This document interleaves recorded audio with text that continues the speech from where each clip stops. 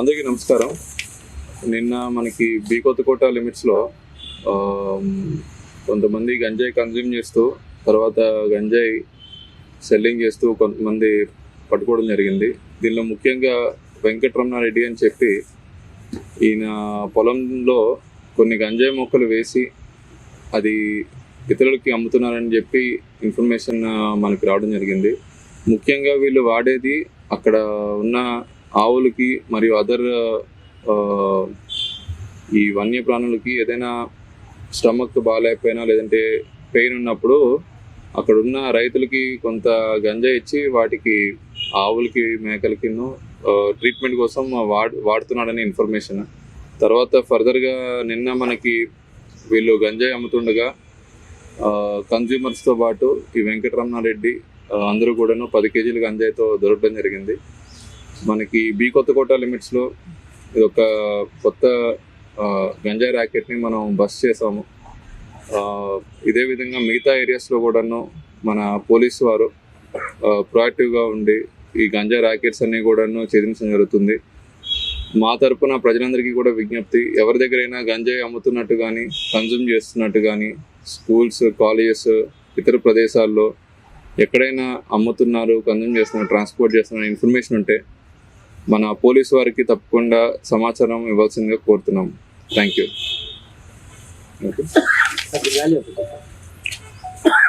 So ఇనీషియల్గా మనకి ఇక్కడైతే మన ఆల్మోస్ట్ 20,000 ఉంటుందండి కేజీ.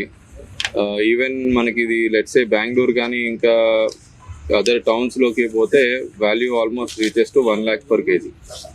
ఇక్కడ మన టౌన్లో ఇక్కడ బి కొత్తకోట మదనపల్లి ఏరియాలో 20,000 to 30,000 రేంజ్లో ఉన్నది. Okay, both quantity and quality అండి. ఇక్కడ ఇది యాక్చువల్లీ తక్కువ క్వాలిటీ ఉన్నట్టు మాకు తెలుస్తుంది. మీకు అరకు కానీ ఒరిస్సా నుండి పండే గంజా అయితే హై కాస్ట్ ఉంటుంది.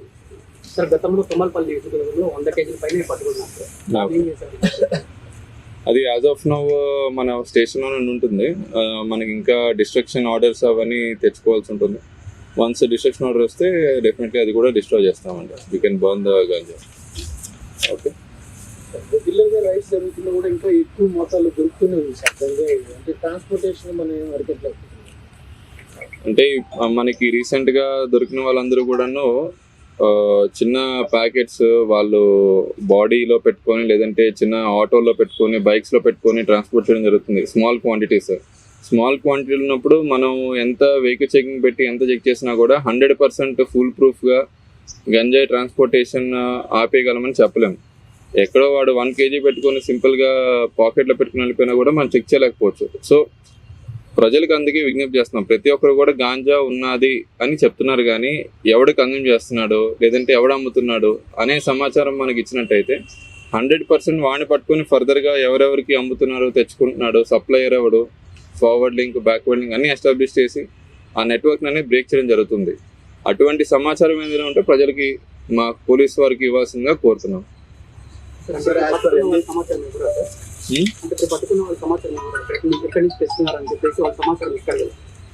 ఇదైతే అతను ఇంటి దగ్గరే పండించాడు, వాళ్ళ ఇంటి దగ్గరే పండించి అమ్ముతున్నాడు.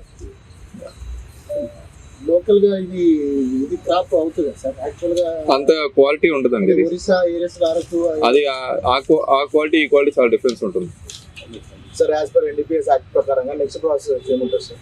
వాళ్ళని రిమాండ్ చేస్తాం, తర్వాత ఈ గంజాయిని మనం FSLకి పంపిస్తాం సార్. అలాగే చూసుకున్నట్లయితే చిత్తూరులో చిన్న టొబాకో స్కూల్స్ లో దొరికినట్లయితే తెలుస్తుంది సార్.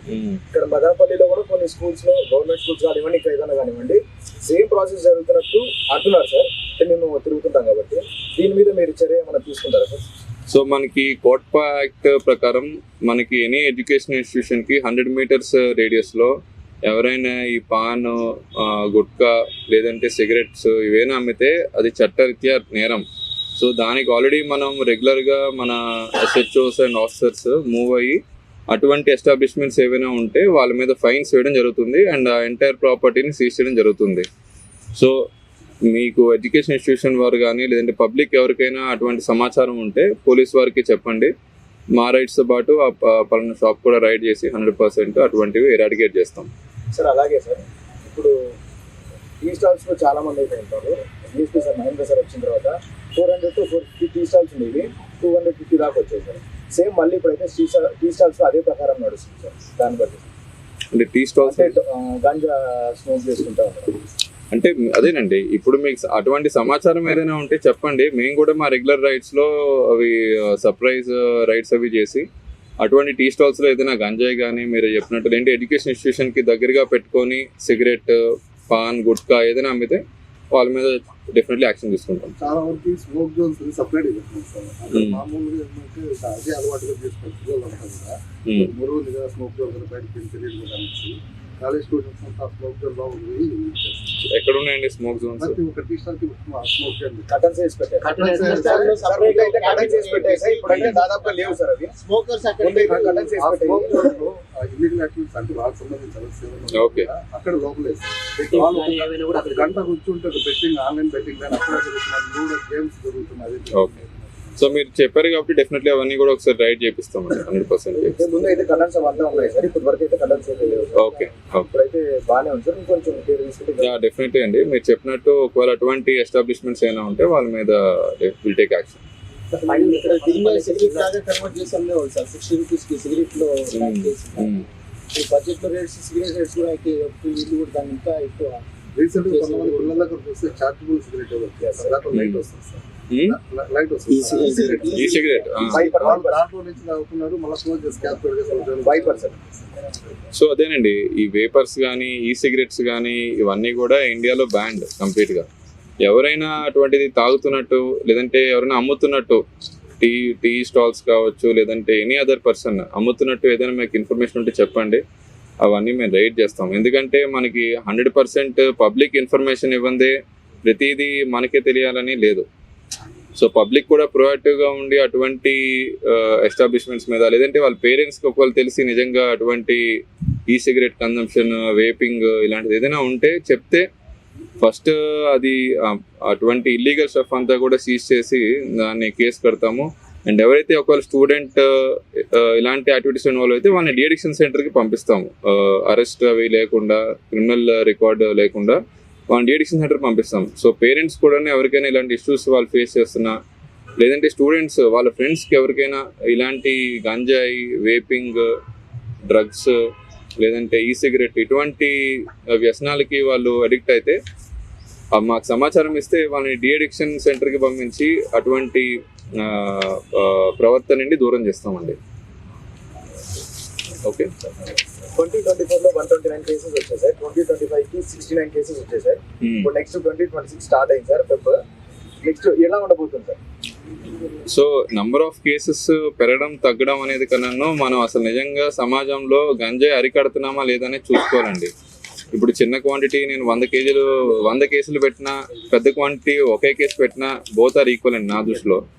అల్టిమేట్గా గంజాయి నెట్వర్క్ అనేది ఇరాడికేట్ చేయడం అనే దీని మీద ఫోకస్ మీద వెళ్తున్నాం. మనకి ఇంతకుముందు రాయచోటిలో కావచ్చు, మదనపల్లిలో, రూరల్ లిమిట్స్లో కావచ్చు పెద్ద పెద్ద నెట్వర్క్స్ బస్ట్ చేసాం లాస్ట్ 3 to 4 months. అది ఫస్ట్ పర్సన్ టు అంటే including supplier to consumer, peddler, transporter and all the supply chains అన్ని బ్రేక్ చేసాం. ఆ నెట్వర్క్ బ్రేకింగ్ దానిలోనే మేము కంప్లీట్ ఫోకస్ చేస్తున్నామండి. Number of cases is immaterial but networks breaking అనేది ఇంపార్టెంట్. ఓకే.